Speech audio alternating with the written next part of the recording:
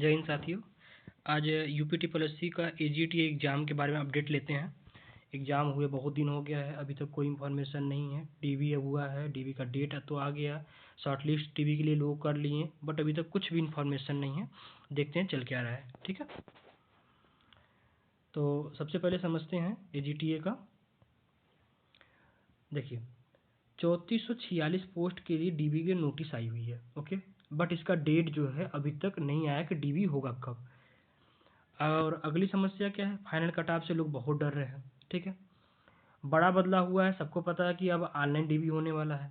एक नई भर्ती आने वाली है, आरटीआई के द्वारा रिपोर्ट है, बट अभी इसका नोटिफिकेशन नहीं है, ध्यान रखिएगा। बाकी लेखपाल परीक्षा का भी अपडेट हम लोग लेते हैं इस साथ।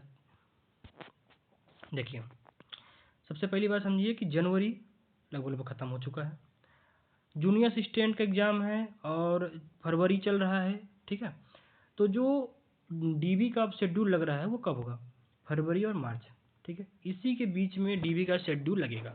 इस बात को थोड़ा सा समझिएगा कि अभी तो डीबी का शेड्यूल कहीं होते हुए नहीं दिख रहा है।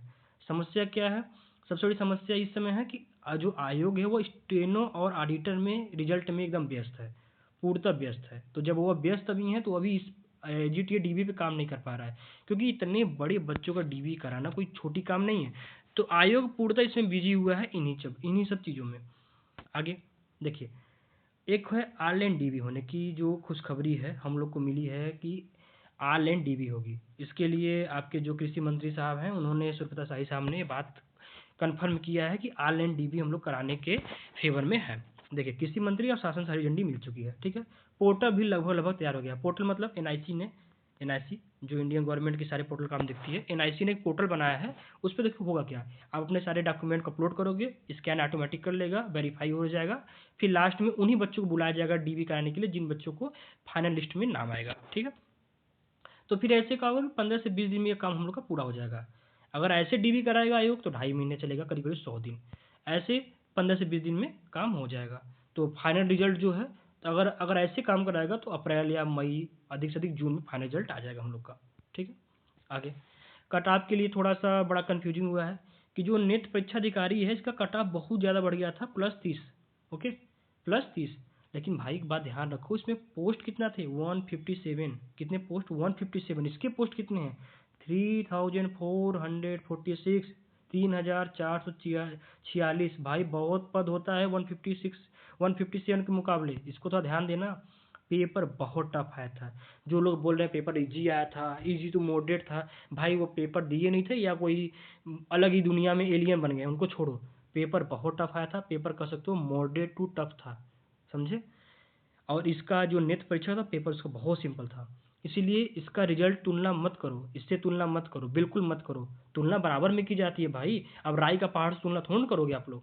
ओके, ये जो कोर्स बेचने के चक्कर में लगे रहते हैं ना, उनका ये सब ड्रामा चलता रहता है। हर पे वीडियो, हर रोज़ वीडियो, हर रोज़ वीडियो।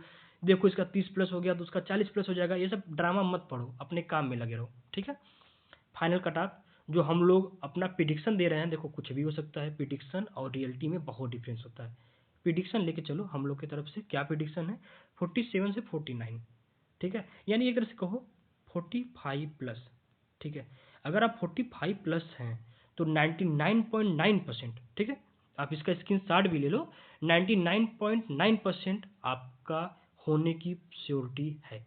ठीक है, 47 to 49। ठीक है, ओबीसी मतलब वही 45+ लेके चलो, ओबीसी, ईडब्ल्यूएस और जनरल के लिए, और एससी के लिए कम।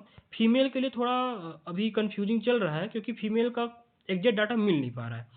लेकिन इतना मान के चलो कि 40 के अराउंड उनके हैं नंबर्स, तो बहुत ज़्यादा सेफ है। ठीक है, फीमेल को। कट ऑफ देखो, कट ऑफ कम रहने का क्या कारण है, बहुत लोग के डॉक्यूमेंट इनवैलिड होगा। देखो पहले इसको समझो, कट ऑफ कम जाएगी तो कुछ वजह भी हो सकता है। दूसरी बात है एज इशू, कुछ ऐसे हैं जो 21 ईयर से कम है। ठीक है, कुछ ऐसे हैं जो कि गलत डॉक्यूमेंट यूज किए हैं। ठीक है, और सबसे बड़ी बात ओबीसी और यूआर की कैटेगरी का मिसमैच होना, सबसे बड़ा डिसबैलेंस हो जो करने वाला है ना, ओबीसी और यूआर कैटेगरी का सर्टिफिकेट अभी आने तो दो, आप लोग देखना। बहुत सारे छात्र बाहर होंगे, हजारों छात्र भी बाहर हो सकते हैं, इतना ध्यान रखना आप लोग। ठीक है, अभी स्थिति क्या इसकी है, जो नई वैकेंसी आने वाली है। ठीक है, ओके, नई वैकेंसी के बारे में भी देख लेते हैं। देखिए, एक नया वैकेंसी का अपडेट आया था आरटीआई के थ्रू। 2200 से लेकर 2700 पद के बीच में आयोग को, मतलब कि कृषि आयोग ने आयोग को भेजा हुआ है अधियाचन कितने का, 2200 से लेकर 2700 पद का, ठीक है, कि हमें इतनी वैकेंसी पर भरना है बच्चों को, तो आप इनका नोटिफिकेशन निकालो।